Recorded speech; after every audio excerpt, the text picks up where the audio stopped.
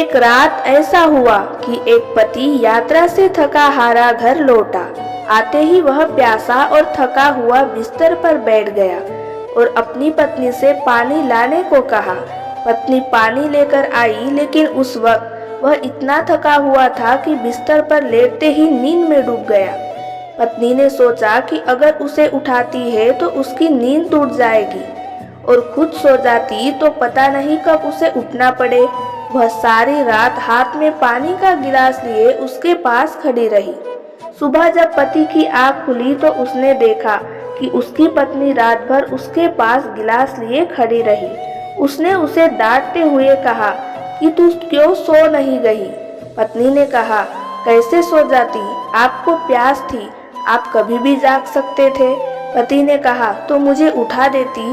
पत्नी ने कहा, आप थके थे, नींद में थे, इसलिए यह उचित समझा कि मैं खड़ी रहूं।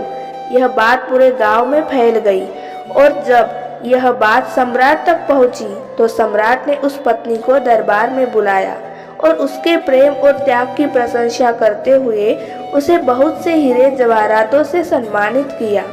सम्राट ने कहा कि इस प्रेम की धारा को देखकर लगता है कि हमारी संस्कृति का प्राण अभी भी जीवित है।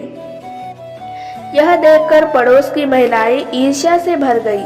उसने सोचा कि इतना बड़ा इनाम केवल रात भर खड़े रहने के लिए, मैं भी ऐसा कर सकती हूँ। उसने अपने पति से कहा कि आज तुम थके मांदे होकर लौटना और मुझसे पानी मांगना, मैं तुम्हारे लिए गिलास लेकर खड़ी रहूंगी। सुबह तुम मुझसे वही बातें करोगे ताकि पूरे गांव में चर्चा हो और मुझे भी सम्राट का इनाम मिल सके। अगले दिन पति थका हारा लौटने के नाटक करता हुआ घर आया और पानी मांगा। पत्नी पानी लेकर आई और पति आंख बंद करके लेट गया, हालांकि उसे नींद नहीं आ रही थी। पत्नी ने सोचा कि सुबह दिखावा करना ही काफी होगा, इसलिए उसने रात भर खड़े रहने की बजाय सो जाना बेहतर समझा। सुबह पति ने वही बातें कही जो उसकी पत्नी ने उसे पहले से सिखा दी थी। पड़ोसी ने सुना और सम्राट तक बात पहुंची। जब उसे दरबार में बुलाया गया तो वह बहुत प्रसन्न हुई, लेकिन वहां जाकर उसने देखा कि सम्राट ने उसके लिए हीरे जवाहरात की बजाय कोड़े तैयार कर रखे थे। सम्राट ने उसे सजा सुनाई और कहा, यहाँ प्रेम का मूल्य है, न कि नकल का।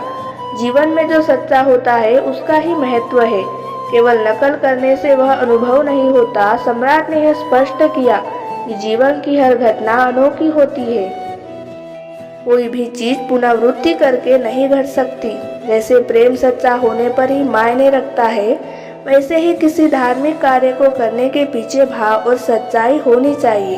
केवल क्रियाएं दोहराने से सच्चे अनुभव प्राप्त नहीं होते। जीवन में हर घटना का एक अनूठा महत्व होता है और वही सच्ची प्रामाणिकता है। कैसे लगी आपको स्टोरी? अगर अच्छी लगी हो तो जल्दी से सब्सक्राइब कर दीजिए और एक लाइक कर दीजिए।